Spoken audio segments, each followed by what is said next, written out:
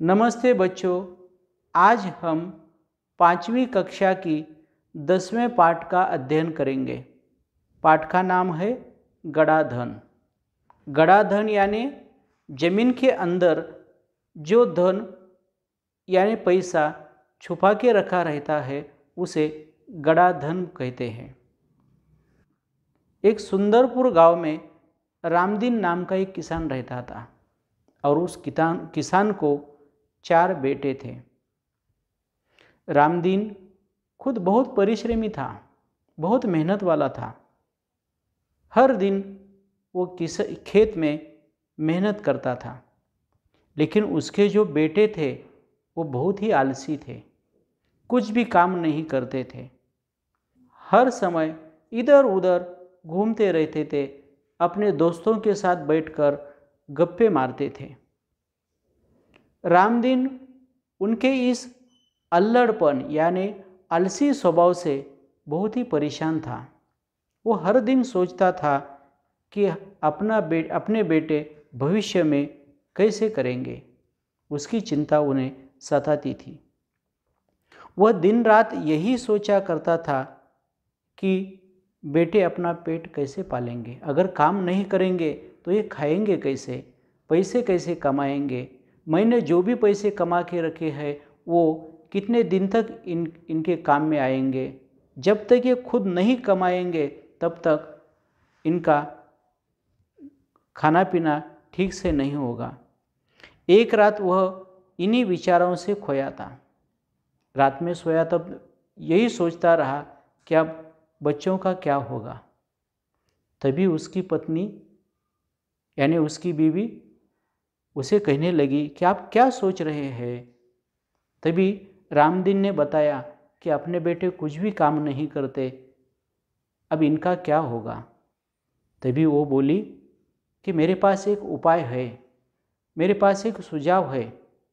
और उसने अपना सुझाव रामदीन को बता दिया। उसका सुझाव सुनने के बाद रामदीन थोड़ा सोच में पड़ गया और फिर वो एकाएक खुश हो गया। अगली सुबह रामदीन ने अपने चारों बच्चों को बुलाया और उन्होंने कहा कि देखो बच्चों, हम अब बूढ़े हो चुके हैं, अब हम खेत में काम नहीं कर सकते, अब हम तीर्थ यात्रा पर जाना चाहते हैं। मैंने खेत में कुछ धन गाड़ कर रखा है, यदि तुम्हें कोई ज़रूरत पड़े तब वो निकाल कर उपयोग में लाना। ऐसे कहकर रामदीन और उनकी बीवी तीर्थ यात्रा को चले गए। गड़े हुए धन की बात सुनकर बेटे बहुत खुश हुए और उन्होंने अपने पिताजी को खुशी खुशी तीर्थ यात्रा जाने के लिए कह दिया। वे मन ही मन खुश हो गए थे कि अभी खेत में बहुत सारा धन पड़ा है, हम उसे निकाल लेंगे और बैठ के अपना गुजारा करेंगे, यही सोच रहे थे। ऐसे ही कुछ दिन बीत गए। रामदीन ने जो भी पैसा कमाया हुआ था वो पैसा खर्च करते रहे। रामदीन के जाने के बाद कुछ दिनों तक कुछ समय सामान्य चलता रहा, पर उसके बाद उनके पास जो भी धन था वो धन समाप्त होने लगा। अब चारों भाइयों को चिंता हुई कि अब क्या करेंगे, अपने पास जो भी धन था वो अब खत्म हुआ है। तब उन्हें उनके पिताजी ने कही हुई बात याद आई।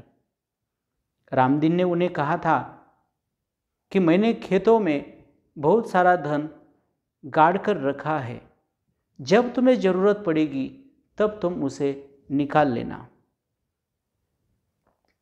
तब चारों भाइयों ने सोचा कि चलो अब अपने पास एक ही चारा है कि खेत में जो भी गड़ा हुआ धन है हम उसे निकालेंगे। रात में ही वो खेत की खुदाई करने लगे। 1 रात हुई, 2 रात हुई, 3 रात हुई, खोदकाम चलता ही रहा, लेकिन उन्हें कुछ भी धन नहीं मिला। रात भर के परिश्रम से वो बहुत थक गए थे, क्योंकि रात भर पूरा खोदने के बाद वो पूरे थक जाते थे। सुबह बहुत निराश और हताश होकर वो चारों अपने घर लौट रहे थे। पूरा खेत उन्होंने खोद डाला, लेकिन कहीं भी उन्हें धन नहीं मिला। वो परेशान होकर अपने घर जा रहे थे। तभी उनके पिताजी के दोस्त, परम मित्र हरिनाथ बच्चों की हालत देखकर पूछने लगे कि तुम बहुत थक गए हो, कोई परेशानी है? हरिनाथ के पूछने के बाद बेटों ने कहा कि हम खेत की खुदाई करके आए। हमारे पिताजी ने कहा था कि खेत में बहुत सारा धन गड़ा हुआ है, जब तुम्हें ज़रूरत पड़ेगी तब उसे निकाल लेना। लेकिन हमने पूरा खेत खोद डाला, लेकिन कहीं भी हमें धन नहीं मिला, इसीलिए हम परेशान होकर घर लौट रहे हैं।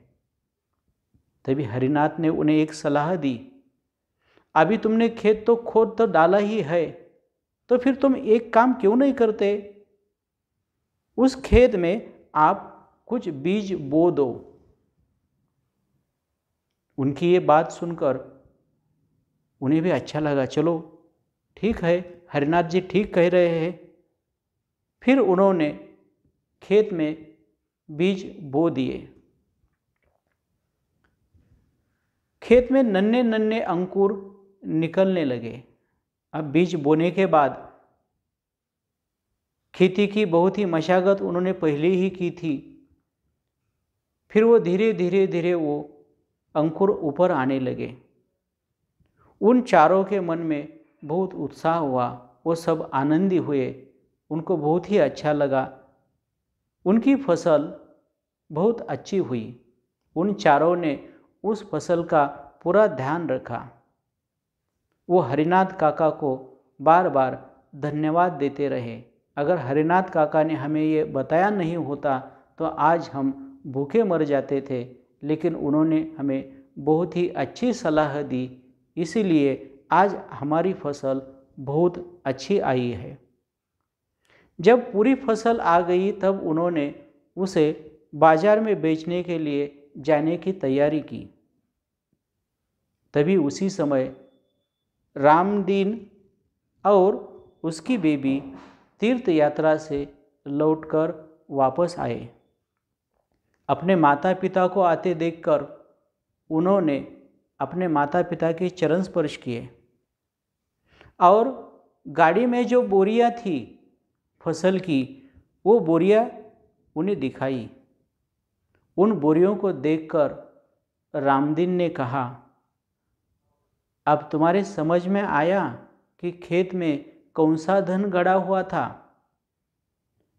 तुम्हें लगा होगा कि खेत में पैसा होगा, सोना होगा, चांदी होगा, लेकिन असल में ये जो फसल है यही धन है। इसके लिए मैंने आपको कहा था कि फसल में धन गड़ा हुआ है। तभी बच्चे सिर हिलाकर बोले कि हाँ पिताजी, हम बहुत आलसी हुए थे, लेकिन आपने हमारी आंखें खोल दी है। जब हम परिश्रम करेंगे तभी हम कुछ अच्छा कर पाएंगे। अब हम समझ गए हैं कि परिश्रम के बिना कोई भी धन कमाया नहीं जा सकता। तो बच्चों, इस पाठ से हमें भी यही सीख मिलती है कि धन कमाने के लिए हमें परिश्रम करना चाहिए। बिना परिश्रम का कोई भी धन मिलता नहीं है। धन्यवाद। अगर आपको हमारा वीडियो अच्छा लगा हो तो सब्सक्राइब कीजिए, लाइक कीजिए और बेल आइकॉन पर क्लिक कीजिए। Thank you.